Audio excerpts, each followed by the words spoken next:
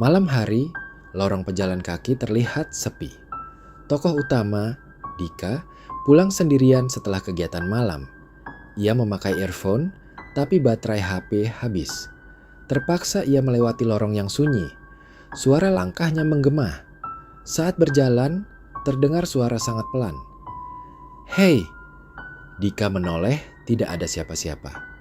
Ia mengira hanya angin. Beberapa langkah kemudian, "Dika!"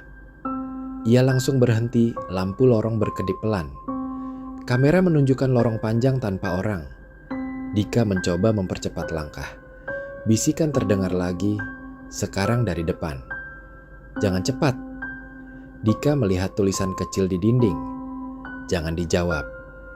Ia bingung siapa yang menulis itu. Tiba-tiba terdengar suara perempuan berbisik sangat dekat di telinganya. Dika kaget dan hampir berlari. Suara sekarang terdengar sedih. "Tolong, lihat aku." Dika menoleh ke ujung lorong. Sekilas ada bayangan berdiri. Saat berkedip, bayangan hilang. Suara langkah lain muncul di belakang Dika. Ia menoleh cepat, kosong. Bisikan kembali. "Kenapa kamu tidak menjawab?" Lampu mulai padam satu persatu. Dika panik dan hampir berlari. Tiba-tiba ada suara tepat di depan wajahnya. Akhirnya, ada yang mendengar. Lampu mati total, layar hitam. Bisikan terakhir, "Besok datang lagi." Dika kembali melewati lorong karena merasa penasaran. Lorong terlihat lebih gelap dari sebelumnya. Bisikan langsung memanggil namanya sejak awal. "Dika, kamu datang lagi." Ia melihat tulisan baru di dinding. "Jangan menjawab." Suara berubah menjadi lebih banyak, seperti beberapa orang berbisik sekaligus. Dika melihat bayangan berjalan di ujung lorong, tetapi tiap dikejar selalu menghilang. Ending episode 2, bisikan tiba-tiba berkata, "Kenapa kamu tidak bicara?" Tanpa sadar Dika menjawab pelan, "Siapa kamu?" Lampu langsung mati. Layar hitam. Ia baru saja melanggar aturan. Setelah menjawab bisikan, lorong berubah. Dika mendengar suara orang menangis dan teriakan samar. Di dinding muncul foto-foto lama orang asing. Setiap foto punya tulisan, "Menjawab." Dika mulai melihat kilasan orang-orang berjalan panik di lorong. Mereka tampak seperti terjebak dalam waktu yang sama. Dika melihat dirinya sendiri berjalan di kejauhan.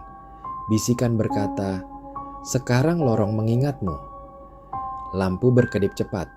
Suara langkah banyak orang terdengar bersamaan. Dika mencoba tidak mendengar lagi.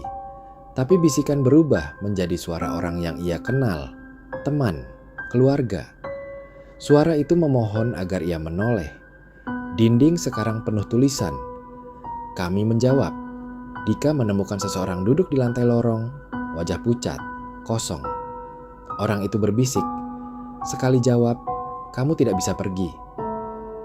Ketegangan sosok-sosok mulai muncul di sisi lorong, berdiri diam. Semua seperti menunggu sesuatu. Bisikan berkata pelan, "Tinggal satu langkah lagi ke ujung lorong." Dika akhirnya melihat cahaya di ujung lorong. Ia berpikir ini jalan keluar. Namun saat mendekat, ia melihat banyak orang berdiri menghadap cahaya, tidak bergerak. Semua berbisik bersamaan, "Jangan jawab."